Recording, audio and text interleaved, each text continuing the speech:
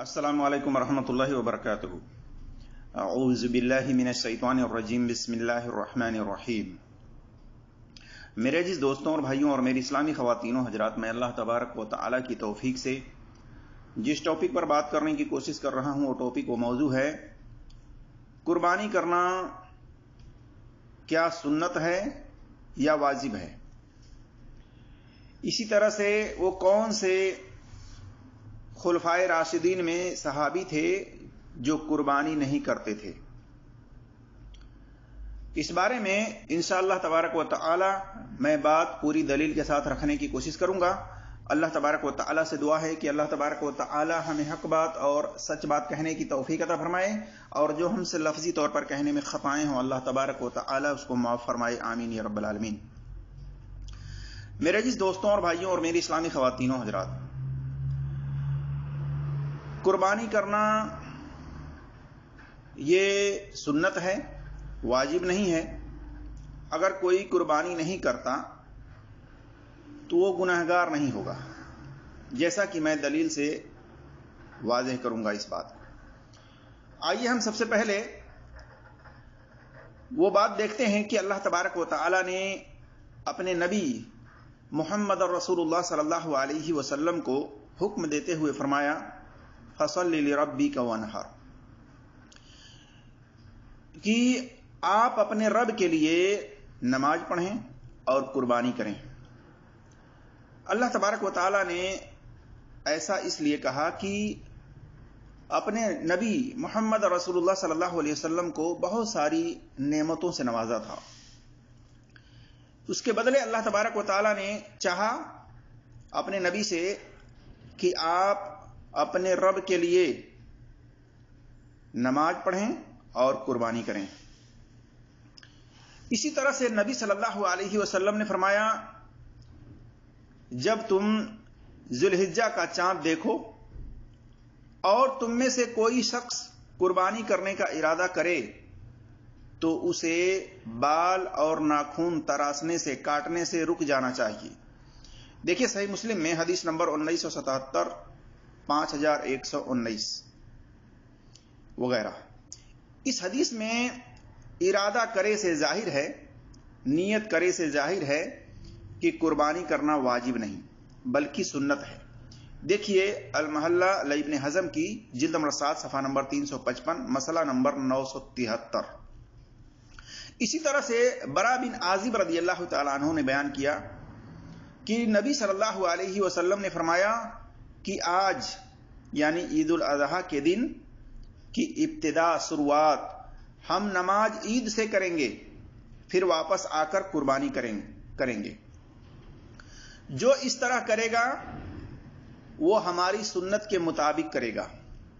इस हदीस से मालूम हुआ कि नबी सल्लल्लाहु अलैहि वसल्लम ईद उल अज़हा की नमाज के बाद जानवर को ज़िबह करते थे, कुर्बानी करते थे, इसको सुन्नत करार देते थे। और नबी सल्लल्लाहु अलैहि वसल्लम फरमाते थे, जिसने नमाज ईद के बाद कुर्बानी की उसकी कुर्बानी पूरी हो गई और उसने मुसलमानों की सुन्नत के मुताबिक अमल किया। यानी कुर्बानी ईद उल अज़हा की नमाज के बाद करना नबी सल्लल्लाहु अलैहि वसल्लम की और मुसलमानों की सुन्नत है। देखिए सही बुखारी में हदीस नंबर 5545। इस हदीस से मालूम हुआ कि कुर्बानी कब की जाएगी? ईद उल अज़हा की नमाज पढ़ने के बाद। ईद उल अज़हा की नमाज पढ़ने से पहले नहीं, बल्कि ईद उल अज़हा की नमाज पढ़ने के बाद कुर्बानी की जाएगी। और ये सुन्नत है, नबी सल्लल्लाहु अलैहि वसल्लम की सुन्नत है और मुसलमानों की सुन्नत है। इसी तरह से इमाम बुखारी रहमतुल्लाह अलैह ने सही बुखारी के अंदर हदीस नंबर 5545 से पहले एक बेसनद कौल अब्दुल्लाह बिन उमर रज़ियल्लाहु ताला अन्हु की तरफ मंसूब करके नकल किया है। कहा, वक़ाल इब्न उमर हिय सुन्नतु व मअरूफ। और इब्न उमर रज़ियल्लाहु ताला अन्हुमा ने कहा कि यह सुन्नत है और यह हुक्म मशहूर है। लेकिन मुझे इस कौल की सनद नहीं मिली, लेकिन यह बात नबी सल्लल्लाहु अलैहि वसल्लम से बासनद सही साबित है कि कुर्बानी करना सुन्नत है, जैसा कि पहले हमने दलील से बात को واضح کیا. اور اسی طرح سے نبی صلی اللہ علیہ وسلم کے 2 محبوب ترین صحابی کے بارے میں ہے کہ وہ قربانی نہیں کرتے تھے. ابو سریحہ رضی اللہ تعالیٰ عنہ سے روایت ہے کہ ابو بکر صدیق اور عمر رضی اللہ تعالیٰ عنہما دونوں میرے پڑوسی تھے اور دونوں قربانی نہیں کرتے تھے.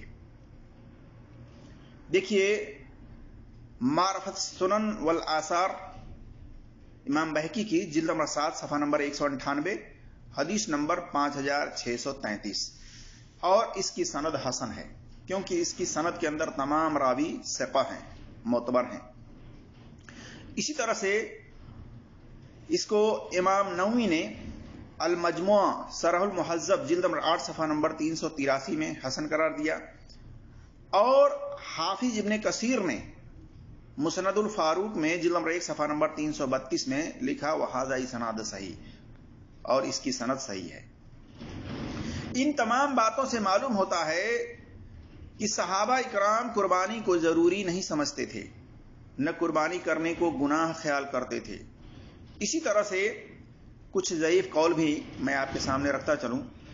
ابو مسعود انصاری رضی اللہ تعالیٰ عنہ کہتے ہیں کہ میں خوشحال ہونے کے باوجود، یعنی استطاعت ہونے کے باوجود، طاقت ہونے کے باوجود، مال و دولت ہونے کے باوجود قربانی نہیں کرتا. یعنی اس لیے کہ قربانی کرنے کو مبادا میرے پڑوسی اسے واجب خیال کریں.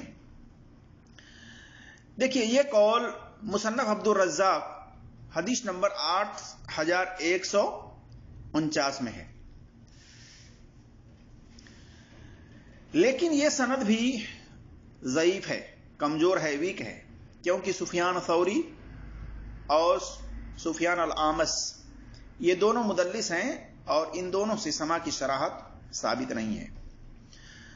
اور اسی طرح سے عبداللہ بن عباس رضی اللہ تعالیٰ عنہ کے تعلق سے بھی آتا ہے کہ عبداللہ بن عباس رضی اللہ تعالیٰ عنہ نے اپنے غلام اکرمہ کو بلا کر 2 درہم دیے اور کہا اس کا گوشت لاؤ کہ یہ ابن عباس کی طرف سے قربانی ہے.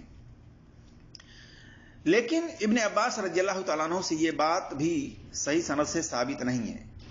یہ قول مصنف عبد الرزاق میں حدیث نمبر 8146 میں ہے، لیکن عبد الرزاق لم یسمع من سفیان ثوری کہ عبد الرزاق نے سفیان ثوری سے سما نہیں کی ہے، سما ثابت نہیں ہے. اس بنا پر یہ بھی غیر معتبر قول ہے.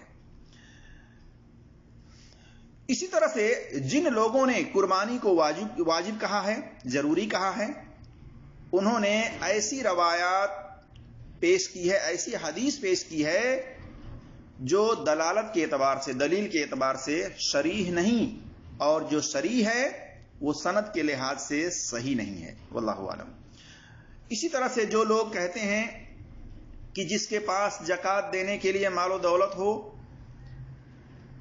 جس کے پاس اتنی مال و دولت ہو کہ وہ زکوٰۃ دینے کا مستحق ہو، زکوٰۃ نکالنے کا مستحق ہو، نصاب کے برابر زکوٰۃ ہو، اس پر قربانی کرنا واجب ہو جاتا ہے. یہ بات صحیح سند سے ثابت نہیں ہے. بہرحال قربانی کرنا سنت ہے، واجب نہیں ہے.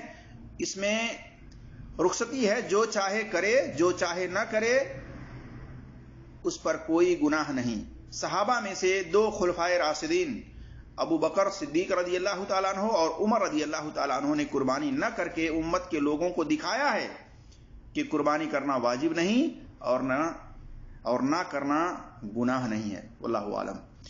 اللہ تبارک و تعالی ہم تمام مسلمانوں کو قرآن اور صحیح حدیث پر اور منہج صحابہ کے مطابق عمل کرنے کی توفیق عطا فرمائے. آمین یا رب العالمین. السلام علیکم ورحمۃ اللہ وبرکاتہ.